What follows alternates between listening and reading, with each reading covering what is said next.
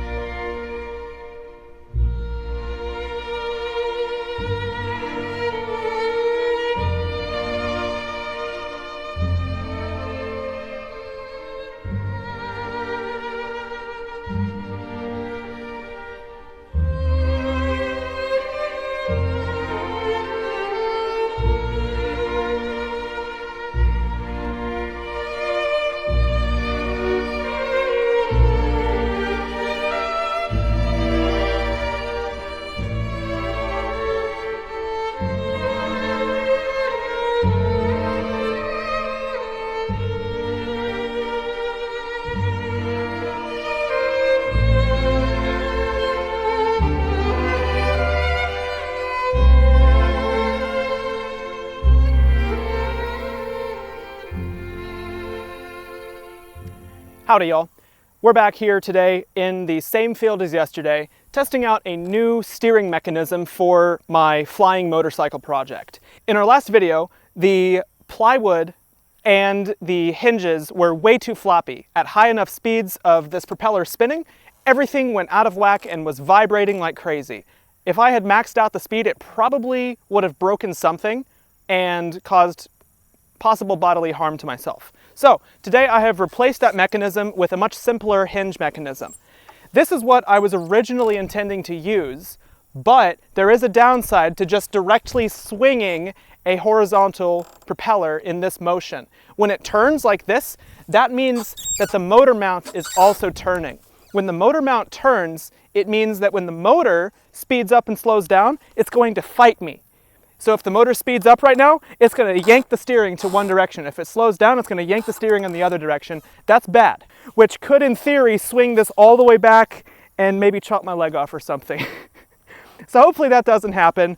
Today I'm going to try to mitigate that issue by simply setting the motor to a constant speed, and then the only force I'll be fighting is aerodynamic drag. Just in case you missed it in yesterday's video, my goal with this motor pivoting mechanism is to balance a flying motorcycle with only 2 stacked motors on the front and the back. If you want more details on the physics, go look at the previous video. Let's see how bad this jerk is. Oh, that's That's manageable.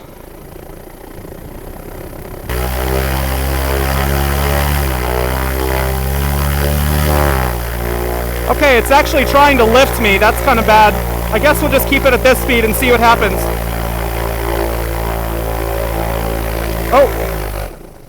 Oh, we're starting a fire.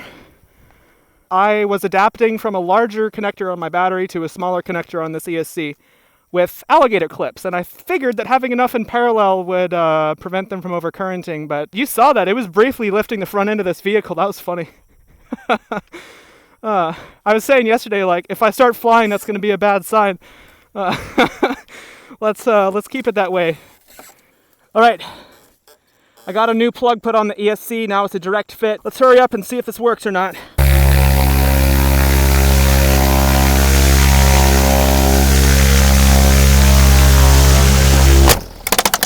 Oh. Ouch. Well, we were flying, and that's kind of bad because my arm hurts, but it was briefly working. So I think we're going to be happy with that. I did end up cutting through all the layers of my skin and the muscle protective layer. So we're heading to the hospital right now. Ironically, the injury itself doesn't hurt very much at all. Honestly, I have to say, it was kind of fun. I've never seen my own muscle before. Kind of interesting, like a little anatomy lesson at the end of a fairly successful balance test of the hover bike. Honestly, guys, y'all might be a little alarmed at how nonchalant I am about this, but as long as I can keep the injury rate down to a level where I've kind of had my fair share of injuries by the time I'm an old man, you know, in my 80s, I think that's a good rate to maintain. Anything lower than that and you just have missed opportunities, choosing not to take risks and try to push the envelope of engineering forwards, it's just part of the process. Well, that was fun. Got 10 stitches. Look at that. It is not the critic who counts, not the man who points out how the strong man stumbles, or where the doer of deeds could have done them better. The credit belongs to the man who is actually in the arena, whose face is marred by dust and sweat and blood, who strives valiantly, who errs, who comes short again and again, because there is no effort without error and shortcoming, but who does actually strive to do the deeds, who knows great enthusiasms, the great devotions, who spends himself in a worthy cause, who, at the best, knows in the end the triumph of high achievement, and who, at the worst, if he fails, at least fails while daring greatly, so that his place shall never be with those cold and timid souls who neither know victory nor defeat.